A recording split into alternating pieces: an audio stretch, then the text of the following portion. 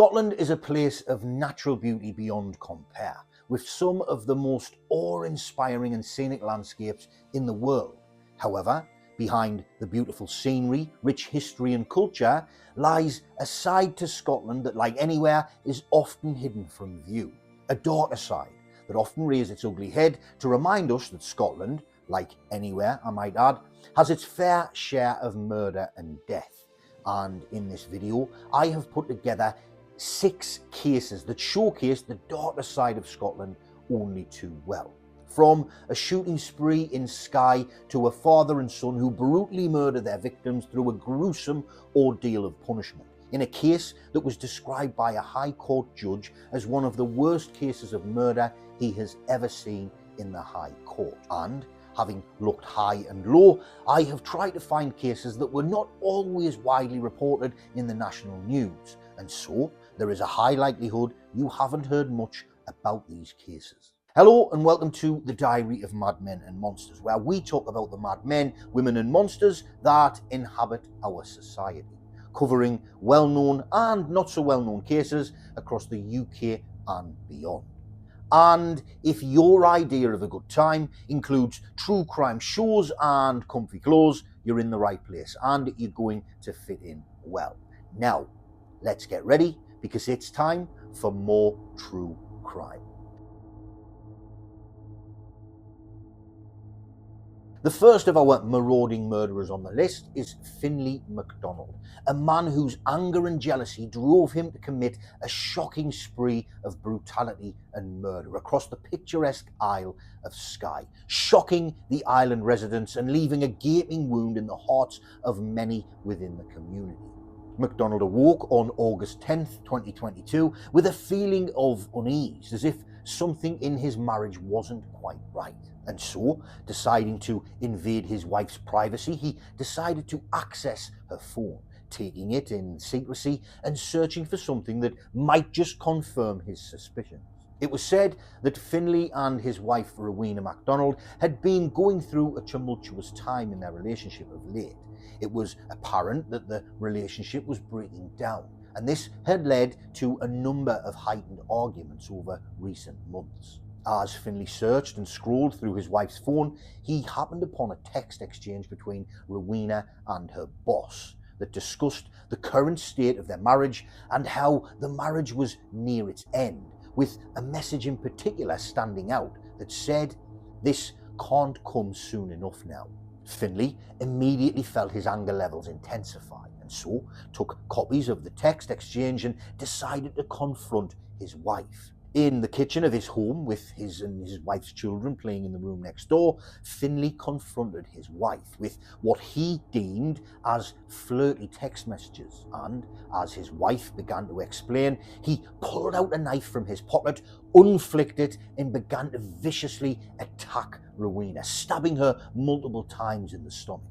As Rowena tried to escape and headed for the door, Finlay pursued his wife, stabbing her again and again in the back, and as she fell to the floor, Finlay bent down to continue thrusting the knife into her weakened body, a total of 9 times, determined to kill her for what he had seen in his warped mind as the ultimate betrayal. Then, as his wife lay dying on the floor with both lungs punctured and struggling to breathe, Finlay decided that it was now time to exact revenge on all of the people whom he felt had wronged him in his life, and that he would now seek them out and murder them in a killing spree of destruction and devastation.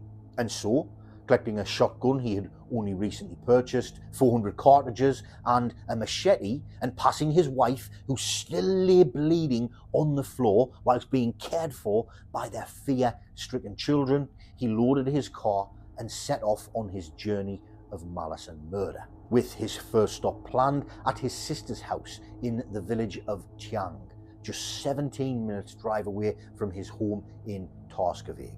Here, he planned to confront his brother-in-law, John McKinnon, whom he had a grudge against after the pair had had a violent falling out in 2013. Upon arriving at his sister's home, his sister, Lynanne McKinnon, was outside in the driveway, and as Finlay leapt from his car with the thought of murder on his mind, he simply ignored her and strode straight into their house, with his sister Lynn describing seeing him enter the house shotgun in hand and hearing repeated bangs as he shot her husband several times. It was found that Finley had entered the home finding John in the kitchen preparing food for his family, and that he had raised the gun, pointed it at John, and without a word began shooting at point blank range, hitting John in the chest, abdomen and thigh. And after doing so, he simply made his way back to his car, reloaded his shotgun and got back in the car to continue his journey onto his next intended victim. After hearing the shots being fired, Lynn had then rushed into the home to find her husband John still standing as she approached. And as she reached him, he collapsed into her arms, where very soon he would pass from his injuries, despite the efforts of a local doctor who tried in vain to save his life. At this point, Rowena, aided by her children, had managed to call the police and had informed them that MacDonald had stabbed his wife and then driven away in his car. And so, as further reports came in from John McKinnon's wife that Finley had shot John dead in her kitchen and was now back in his car and on the move again, the police were on high alert and were scrambling to locate Finley as a police armed response unit was on its way. Finley, who had still not quenched his thirst for blood at this point, now began a 40-minute drive from his sister's home in Tiang to a village on the mainland called Dorney. As he made his way there, a local patrol car had spotted Finley's Subaru car and had begun to pursue him. However, upon being told to simply follow and not engage his vehicle and instead wait armed response arrival by a control centre in Dundee, the two patrol cars following him simply stayed on his tail as he made his way to his next intended victims. Upon arriving in the village of Dorney, he immediately made his way to the home of John Mackenzie, a former osteopath that he had once used the services of, but whom he believed had made his back pain worse, not better, and that he had then told people had ruined his life. Once at John's home, Finley was met with the sight of John's wife, Mrs. Mackenzie, who saw Finley arrive and park at the bottom of the drive, followed closely by the police. As Finley approached the home with gun in hand, police shouted for her to go inside and lock the doors, and upon doing so, she witnessed Finley approach her living room window, lift his shotgun towards her and shoot twice through the window, hitting her in the face and head upon doing so. As the shots rang out, Mrs. Mackenzie, although being hit by the shots, ran to the bathroom of the house, and Mr. Mackenzie, who had been outside feeding pigs, realised something was wrong and joined her. At the same time, Finley had now gained entry to their home and, pursuing them, entered the bathroom with shotgun in hand, determined to kill the pair in cold blood and complete his murderous mission. As he released what would be his final shot, John, whilst shielding his wife in an act of bravery, took the gunshot to his back and then, in an unbelievable act of heroism, turned and wrestled the gun from Finley's hands. As he did so, Mrs. Mackenzie grabbed a hefty metal toilet roll holder and began to hit MacDonald over the head until the police arrived. Once the police were on the scene, Finley still tried to fight on, but after officers used pepper spray, a baton, and then finally a taser, they managed to subdue Finley's attack and the ordeal was finally over. Finley was then arrested and charged with the murder of John McKinnon and the attempted murder of his wife, Rowena MacDonald, as well as John and Faye Mackenzie. During his trial at Edinburgh Crown Court, MacDonald tried to argue that he had suffered an abnormality of mind and stabbed his wife in a moment of madness, and that he had felt a total darkness come over him, causing him to then conduct his murderous spree. However, the jury could not be swayed, and after 3.5 hours of deliberation, found him guilty of 1 count of murder, 3 counts of attempted murder, and 1 count of possession of a shotgun with intent thereof to endanger life. And on Friday the 29th of November 2024, he was sentenced to life in prison with a minimum term of 28 years. Our next callous killer on the list is Peter Duffy, a 48-year-old alcohol and drug abuser who had previously spent time in prison for serious assault, who brutally murdered his partner and brother on separate occasions across March and April of 2022. On Sunday the 10th of April 2022, police knocked on the door of a flat in Court Street, Courtbridge, hoping to speak with the resident of the property after concerns for his welfare had been made. Upon knocking multiple times and realising that they weren't getting an answer, a decision was made to break down the door, and upon doing so, the scene they were met with will stay with them for life. Forcing entry into the flat, the police were met with a shocking sight in the hallway. As their eyes adjusted to the darkened passageway, they saw what looked like a puddle of blood with something lying in the middle of it. Moving closer, they were met with the sight of a dead cat that had been hacked at with an axe, then left to die in its own blood. Moving further into the home, they noticed that the place was in complete disarray, with clothing and rubbish strewn across the floor and furniture, as if it had been ransacked by burglars. And as the police entered the living room, they were met with the sight of Peter Duffy, asleep on the couch in a sleeping bag. Rousing Peter from his slumber, they then asked the whereabouts of his brother, John Paul Duffy, a 51-year-old father whose home they were in and who police were there to see, as concerns for his whereabouts had been raised. At this point, Peter informed police that his brother John was asleep in a bedroom, but upon inspection, this was found to be false.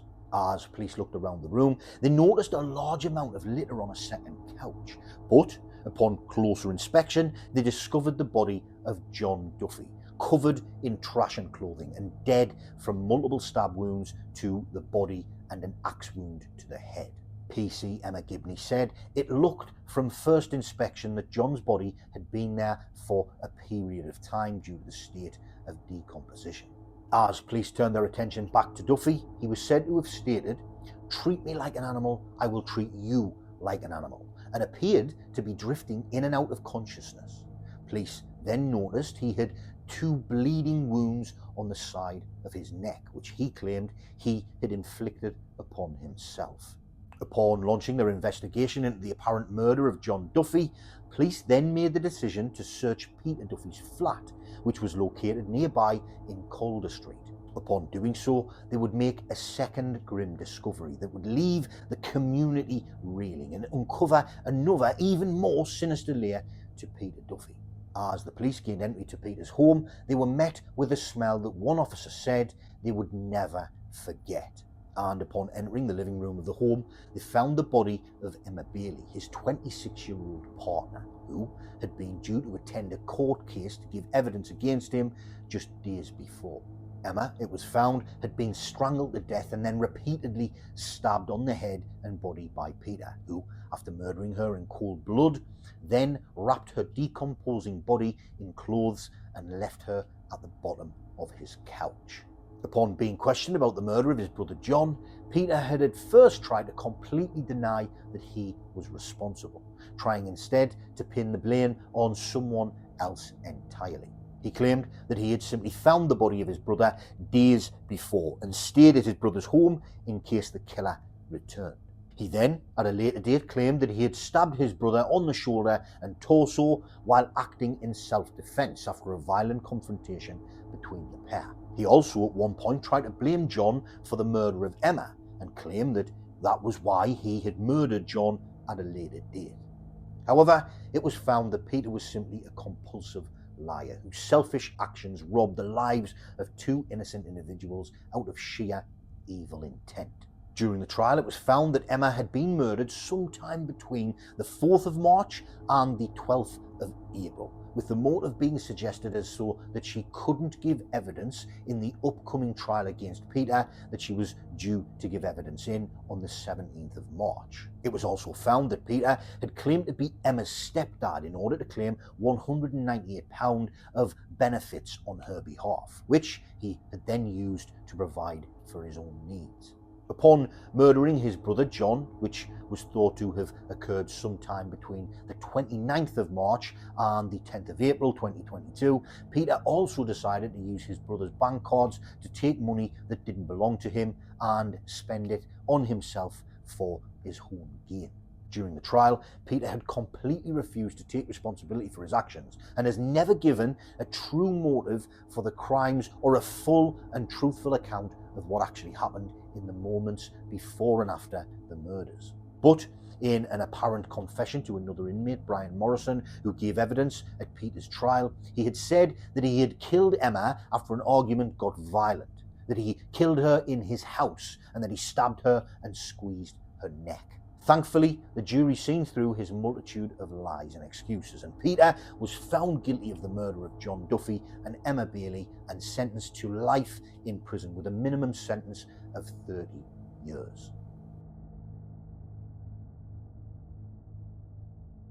Our third mad murderer on the list today is Sam Atkins, a 29-year-old Edinburgh resident who stabbed his ex-partner's family friend to death whilst trying to attack his 36-year-old ex-girlfriend after she had dumped him due to feeling unsafe around him. On the 21st of March 2023, Rihanna Cameron and her then boyfriend Sam Atkins were at a neighbour's home when Sam became angry about the fact that Rihanna couldn't quite remember the date of Sam's late father's passing. Not long after the pair returned back to Rihanna's flat, Sam erupted into a violent rage, shoving her into a bathroom and trapping her in there, standing in front of the bathroom door, menacingly blocking her exit. As he did so, his anger boiled inside, bubbling away until it eventually exploded, resulting in him grabbing Miss Cameron by the back of the head, dragging her towards the bath, which at this point was still filled with water, and forcing her head under the water, holding her there for what must have felt like minutes. As he held Rihanna's head under the water, she commented that she felt like it would never end. But suddenly, he pulled her head out of the water, allowing her to gasp and splutter a couple of gulps of air, only to force her head back beneath the water once more, truly convincing Rihanna that this might just be the day she dies. After repeatedly pushing her head under and pulling it up for seconds multiple times, Miss Cameron was able to break free from his grasp and, upon doing so, sprinted to the bedroom to get as far away from the water as possible. Catching up with her in the bedroom, Sam then sat on top of her and began to choke her with his arm, whilst punching her full force in the head and face. Rihanna felt the knuckles of his fist make contact with her face again and again as pain shuddered through her body. Over and over he rained down blows, convincing Miss Cameron that this might just be her final moments alive.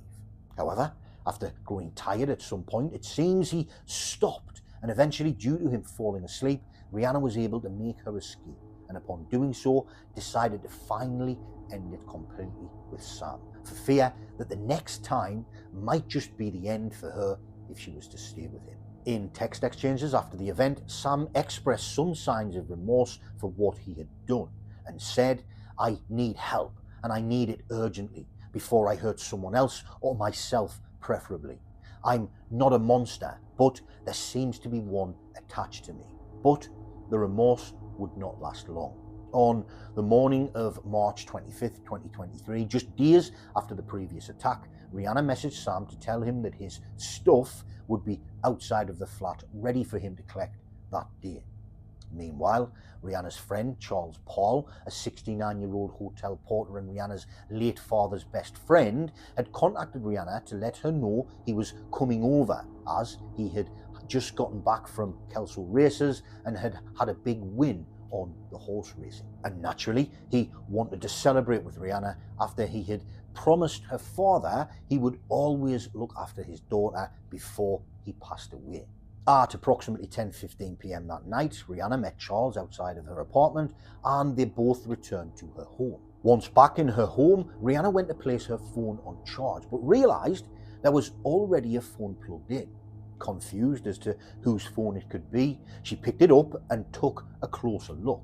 Suddenly, a feeling of sheer terror shot through her body as she realised whose phone it was. Suddenly, realizing there was an intruder, she ran into the hallway to be met by the sight of Sam Atkins stood at the front door, removing the keys from the lock.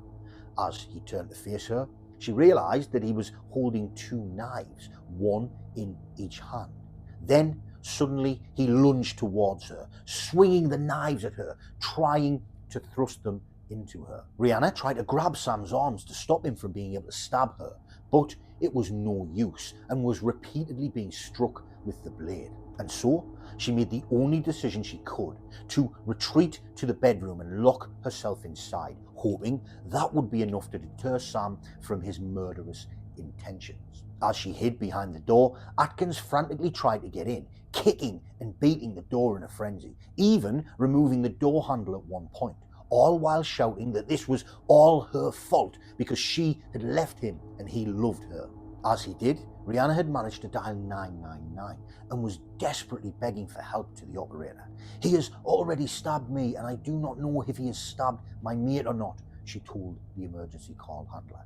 At the same time, on the other side of the door in the background of the call, Mr. Paul could be heard trying to reason with Sam, urging him to calm down and trying to diffuse the situation. Then, suddenly, things went quiet, and it was apparent something had happened between the pair. Just then, Atkins shouted through the door that he had knocked Charlie out. It was at this point that police officers arrived at the scene, and upon realizing they were there, Atkins jumped from a second-floor window in the property and made his getaway. Upon their arrival, police gained entry to the flat and found Rihanna in the bedroom with serious but non-life-threatening injuries to her arms, chest, knee, legs, and chin. Charles Paul, however, was found in a separate bedroom in a puddle of blood, unresponsive and not breathing. It seems that after beating Charles into unconsciousness, it simply wasn't enough, and possibly due to his frustration at his inability to get near Rihanna, Sam decided to instead take his frustration out on Charles, stabbing his body over and over in the head and neck, as well as across multiple other areas of his body. It was found that Charles had sustained 22 defined stab wounds plus various other probable wounds, as well as severe bruising and fractures across his head and skull. As Sam had made his getaway, the police had been able to track him using a police dog and was soon hot on his trail, finding him nearby to where the murder had happened. Upon his arrest, it was noted that he was fueled by drink and drugs. Sam immediately pleaded guilty to murder, but claimed that he couldn't remember a thing about the attack on Rihanna and Charles, and that he felt like he did not recognize the person who committed these offenses. Sam was found guilty of the murder of Charles Paul and for the two previous assaults on Rihanna, and on the 22nd of January 2024 was sentenced to life in prison with a minimum term of 18 years. Mr. Paul was described as a kind and gentle man by those who knew him, and he was applauded for his heroism in trying to protect Rihanna and defuse the situation. Our fourth and fifth conniving killers on the list are Ian and Dean McLeod, a murderous father and son duo whose actions have been described by their victims' loved ones as the cowardly actions of monsters, and a High Court judge described their case as one of the worst cases of murder to come before the High Court. In the days and weeks leading up to the 30th of October 2022, Dean McLeod, nicknamed Denim, went out and purchased 2 hammers, forensic suits, plastic overshoes and goggles in preparation for a plan he had concocted that would end in devastation and murder for 2 innocent individuals, and that would require the help of his father, Ian. On the evening of October the 30th at 6:15 p.m, Derek Johnston arrived at the home of Ian McLeod at Greendyke's house in the Craigmillar area of Edinburgh, after being invited there by Ian earlier in the day. Later that night, McLeod Sr. went to Mr. Johnston's home to collect his dog before returning to his home in Greendyke's house, where his son and Mr. Johnston remained.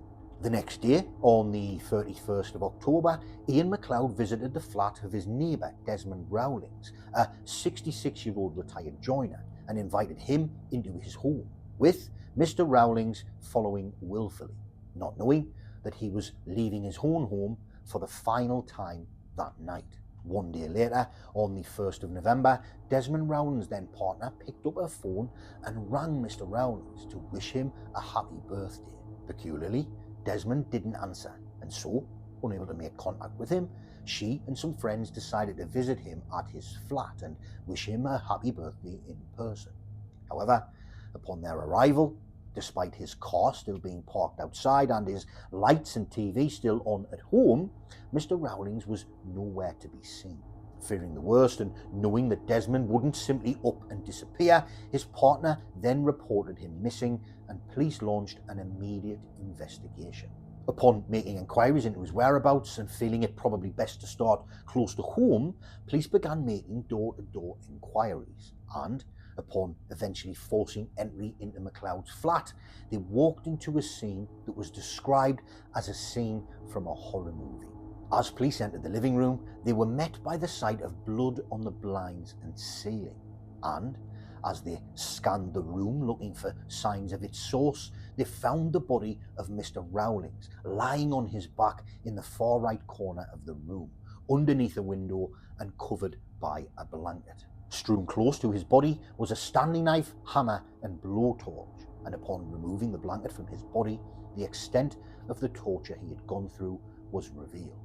His body had been violently attacked in what looked like a frenzied rage, with significant blunt force and sharp force trauma to his head and body, with pieces of his ears and nose having been hacked off his head, and with multiple stab wounds to the face. As police continued to search the property for signs of the individuals who might have committed this horrific crime, they were met with another horrific sight as they entered the bathroom. There, lying in the bath, covered by a rug, was the body of Mr. Johnston, who had also sustained significant injuries to his body and head, with a hammer still embedded in his skull and a nail protruding from each eyeball. Mr. Johnston was later found to have sustained at least 28 separate injuries to his head, neck and limbs, and death occurred following multiple injuries to the right side of the head, with Rowling's found to have suffered 136 distinct injuries to his head, neck, chest, back and limbs. This, it seems, was much more than a mere murder. It was a profound and prolonged torture session, and it was later found that both victims were alive for multiple hours after their torture had begun. Although at least it did seem to follow that the victims were not conscious during that time. Upon discovering the bodies of Rowling and Johnston, police then found an accompanying letter written by Dean MacLeod that had been left in the flat. The letter said, "What we done was evil and sadistic, but I have pleaded for help for decades. Nah, yous. Pity I wasn't the same man as back in the day, as the targets would have been a better selection, and a lot more of them for sure. They too were done for petty reasons, really." He continued, "I'm sorry to let anyone down for being so evil, but I was just tired of being a laughingstock and doormat for pure teapots." He also claimed in the letter that he adored his father, who he described as a pure warrior of a man. After finding the letter and conducting an investigation into the whereabouts of Ian and Dean, police located them at Edinburgh Royal Infirmary. After the pair had travelled there, after leaving their house of horrors and deciding in a father and son death pact to ingest the heroin substitute methadone to unalive themselves, but failing to do so. Upon their arrest, police searched their clothing and rucksack and found a pouch which contained part of Mr. Johnston's ear and a piece of his flesh, along with a piece of Mr. Rowling's nose and a piece of his flesh. During an assessment with a consultant forensic psychiatrist whilst in custody, MacLeod Jr. told him they never believed I was ill, but they will now when they see the intentions, and there was a lot more intentions. Once in custody, the terrible twosome admitted to murdering Rowlands and Johnston and described how they had done so by repeatedly striking them with machetes, Stanley blades and hammers, and going on to desecrate their bodies by hacking and chopping at them from all angles, as well as using a blowtorch to burn the letters YLT, VT and YT on their bodies, with the pair finally hammering nails into the eyes of Mr. Johnston. Upon their admission of guilt, they both pleaded guilty to murder and have never truly given a full explanation to the motives behind why the pair chose their victims. And on the 8th of April 2024, the pair was sentenced to life in prison with a minimum term of 34 years. Our 6th and 7th murdering monsters on the list today are Dylan Brister and Cameron Allen, who drugged, tied up and raped a young man who had joined them at their home, eventually leaving him to overdose from the concoction of drugs and alcohol they fed him. On the evening of the 3rd of November 2021, 24-year-old father of 4 Callum Simpson, alongside a friend, attended the property of Dylan Brister, 28, and Cameron Allen, 21, where he would spend what turned out to be his remaining hours alive. Mr. Simpson, whose partner had only just given birth to their youngest child 11 days previous, arrived at the house with his friend Dylan Stewart, who knew the pair and later departed, leaving Callum alone with the pair, not realising the danger he was now in. Dylan Brister and Cameron Allen had earlier that day been searching through a dating app called Grindr, looking for a submissive man to join them in a threesome later that evening. Allen approached someone who he had previously met at an inaugural Pride event in Dundee and expressed that the pair would be up for choking him and that they wanted to tie him up and abuse him. But he chose not to become involved after they revealed they wanted to involve drugs. It was said that his narrow escape became Callum Simpson's misfortune. At some point after Callum's friend Dylan Stewart left the home, the pair decided to enact their rotten plan and make Callum the target of their sordid plot. And so, despite his drink with a drug called Elysium, a drug with powerful sedative and muscle relaxing effects. Upon doing so, within a short while, Callum would feel the effects of the powerful drug and would quickly fall into an unconscious state. And once unconscious, the pair then tied Callum's hands together, seriously SA'd him and raped him, filming the vile events as they did so, with the prosecutor later commenting that the film was a glimpse into the depravity and dynamic between Brister and Allen, with it even being heard in the video that Allen at one point remarks, "At least he is still breathing." Upon having their sordid way with Callum, the pair would then simply leave him lying there, unconscious and helpless, with no care or consideration for him whatsoever. And upon waking later that morning, the pair found him there, cold and stiff to the touch. The pair then, instead of immediately taking steps to try and help the victim, decided instead to try and cover up their crime, systematically deleting evidence in the form of the videos from their phones and locking up the remaining drugs in a safe and handing that safe to the next door neighbour.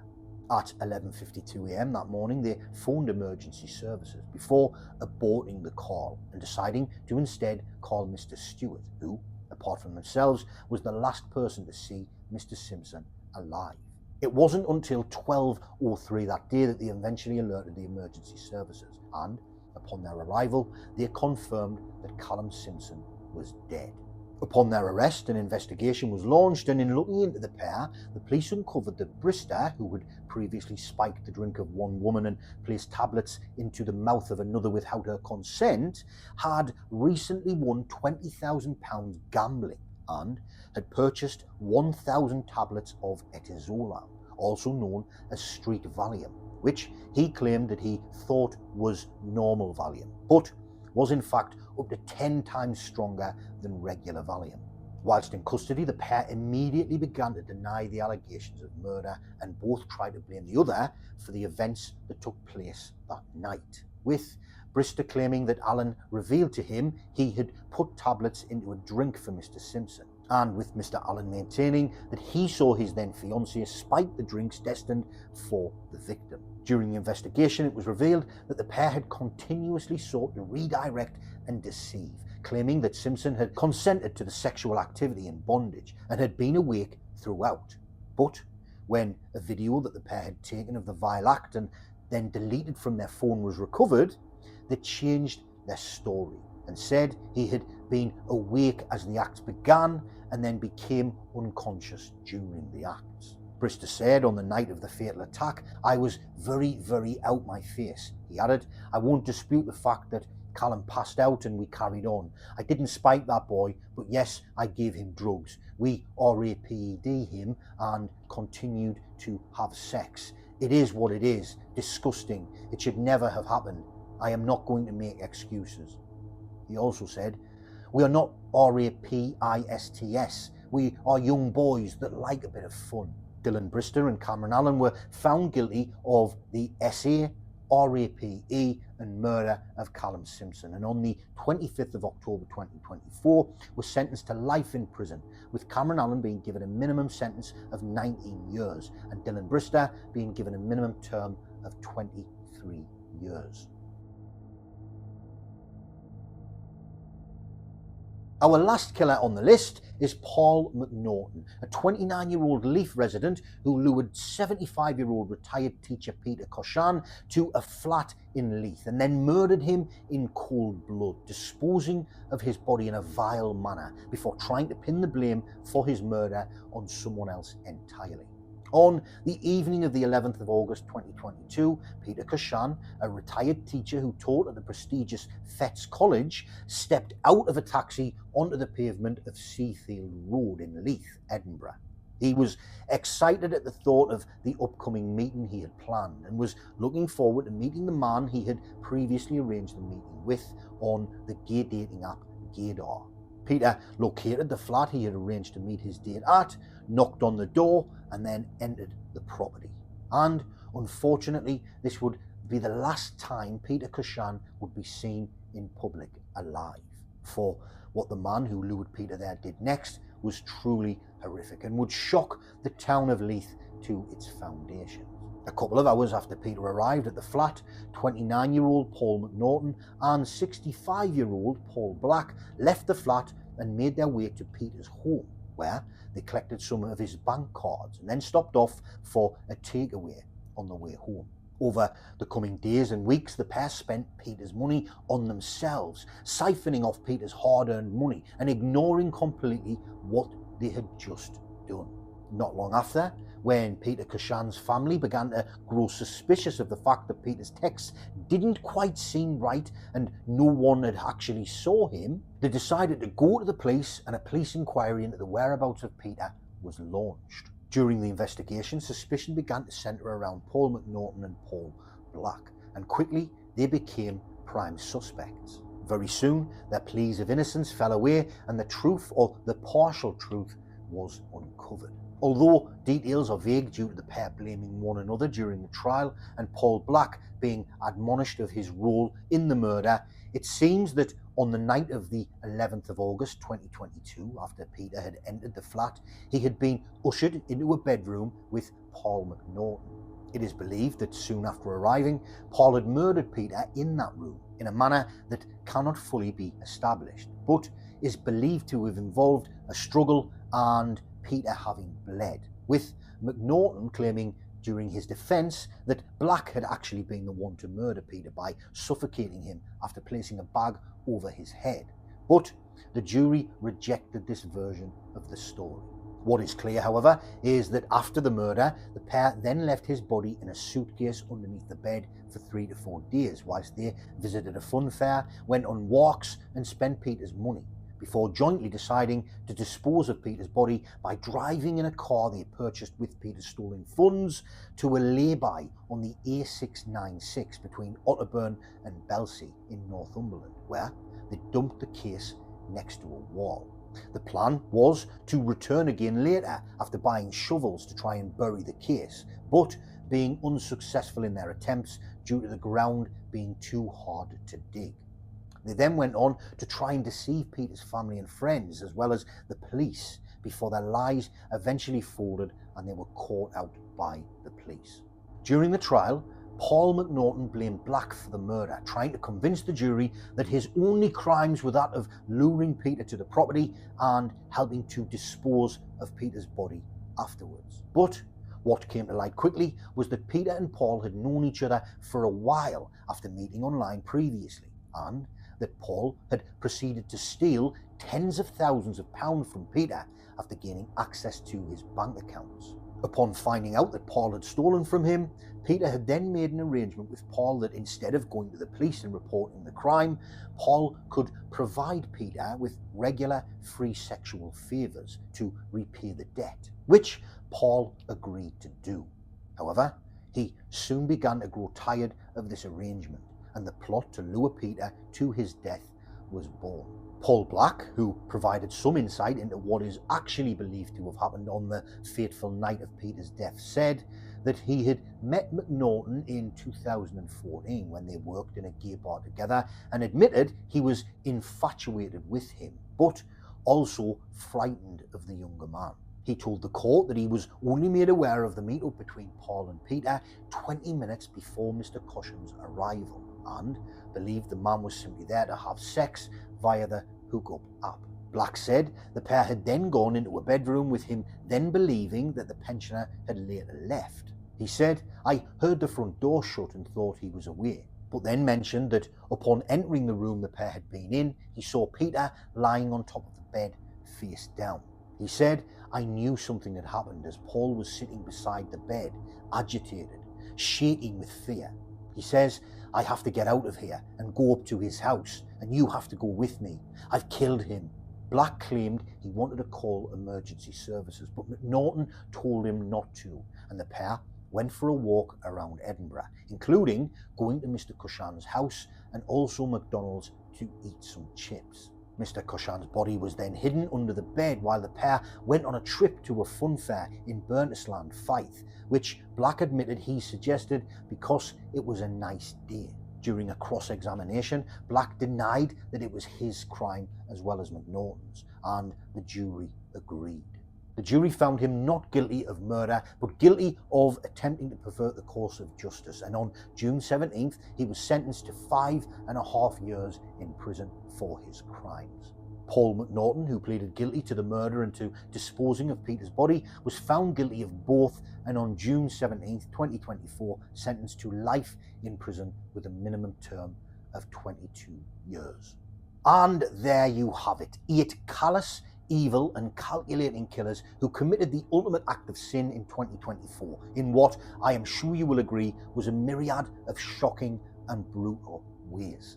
At this point, I just want to express my deepest sympathies and condolences to the victims themselves and to the friends and family of all the victims we have spoken about in today's video. And if you have taken something from this video and would like to see more of these kind of videos, you might be interested in the video on screen now, where I highlight 11 women who were jailed in 2024 for the heinous crime of murder.